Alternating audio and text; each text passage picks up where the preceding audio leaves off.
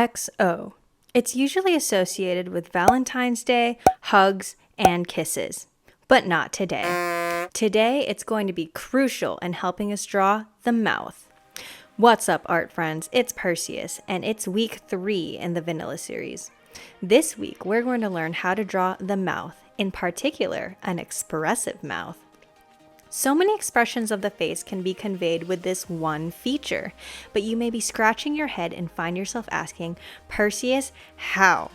Say no more, my friends, for we'll be using a little technique I developed called the XO method. And with this trick, you'll be drawing so many kiss-worthy lips, your characters won't know what hit them. Also, as a sneak peek into the future, I want to announce that I'll be going over how to draw hair next week. I originally planned to explain how to draw ears next, but after receiving multiple comments requesting a tutorial on hair, I decided to switch plans. Your feedback is valuable to me, and I want you to know that I take all of your comments into account when coming up with content. So without further ado, let's get started. If you haven't seen my previous videos in the Vanilla series, Draw Any Eyes and Draw Easy Noses, I highly recommend watching those to go over these other important features of the face. In them, I go over eye shapes, angles, and techniques you can use to draw the eyes and nose any size, any way to fit any character. We break everything down into easy to understand shapes to make drawing your characters simpler. Now back to our video. To draw the standard closed mouth, we're going to draw a long wavy M. Draw the Cupid's bow above to indicate the upper lip and a line at the bottom to indicate the shadow of the lower lip. If you want to make the lips of a female character, just make the lips fuller and the outline more pronounced. This is all well and good if a person has a perpetual soft smile on their face, but not everyone always looks like the Mona Lisa. So how do we convey different expressions? This is where the XO method comes in handy. Let's first start with an overview of the mouth shape. The shape of the mouth changes depending on the expression. When the character is smiling, the corners will pull up and turn into a rounded crescent shape. Do note that it has volume and will change depending on the angle of the character's head. When the character is open-mouthed, the form of the mouth takes on a more circular, rounded shape. I honestly try to imagine a tortilla and how it would look when folded over at certain angles. Once again, the reason I think of it this way is because the mouth has volume and isn't just a flat watermelon crescent at all angles. When the character is frowning, the corners of the mouth will turn down and the volume will change depending on the angle of the character's head.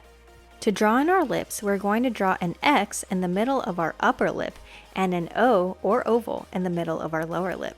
See how we got the name? The X will represent our Cupid's bow and our O will indicate the thickness of our lower lip. I place the O in the middle of the line of the lower lip because in actuality the lips are fleshy and their plumpness will curve slightly into the cavity of the mouth.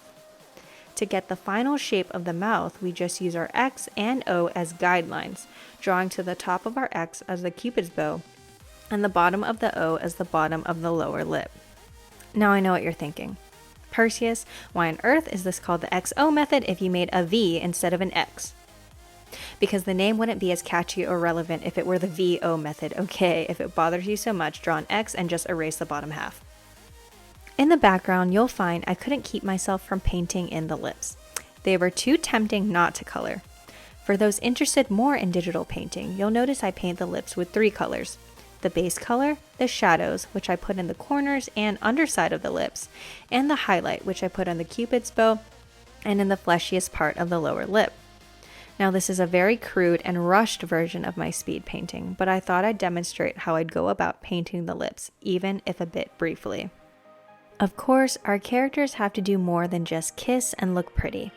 They've got to eat and speak too. So let's give them teeth and tongues to match. Teeth are like 2 horseshoe-like shapes in a character's mouth, and their visibility depends on the mouth angle. If we're looking up at the character, the top row of teeth with the curve and molars will be visible, whereas if we're looking down, the lower row of teeth and molars will be visible. Honestly though, I get a little lazy with teeth and just draw the top row most of the time. You can get away with it a lot unless you're drawing pictures for a textbook. You can tell that I definitely struggle with drawing the top row of teeth. The tongue is fleshy and changes shape based off of its location and position in the mouth. We can draw it tucked away behind our teeth or sticking out depending on our mood. Or I should say, the character's mood. Now let's put all of this information together to draw an expressive mouth. But before we do that, if you've learned something new, please smash that like button and hit subscribe to keep learning more with me. Draw the cavity of the mouth and honestly make it any form or shape you want it to be, keeping your tortilla shape and the volume of the mouth in mind. Put in your X and O and flesh out the form of the lips following the guidelines. Draw in the teeth depending on the angle and perspective, and draw in the tongue if it's visible. Drawing teeth and the tongue are a little more advanced, and when I draw my characters, I typically just do an oversimplified version of the top teeth. Teeth are useful features for expressing emotion. Like when your character is angry, they'll clench their teeth. When they're feeling thoughtful, they lick their lips. If they're laughing, most of their teeth will show.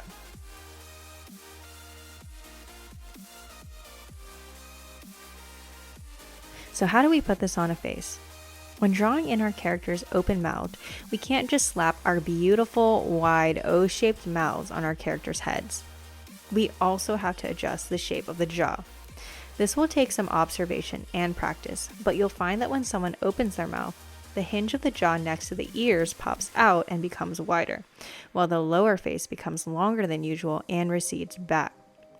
So be cognizant of the jaw when coming up with your character's facial expressions and mouth shape. Now that we have this crucial piece of information in the back of our heads, we can put our beautiful new mouths on our faces by putting the upper lip on the same line we use to represent our mouth line. And there you have it, friends, the basics you need to know to draw vanilla mouth expressions. Give this video a thumbs up if it was helpful, comment if you have any suggestions, and subscribe for more content like this. That's all for this week's video. Ciao!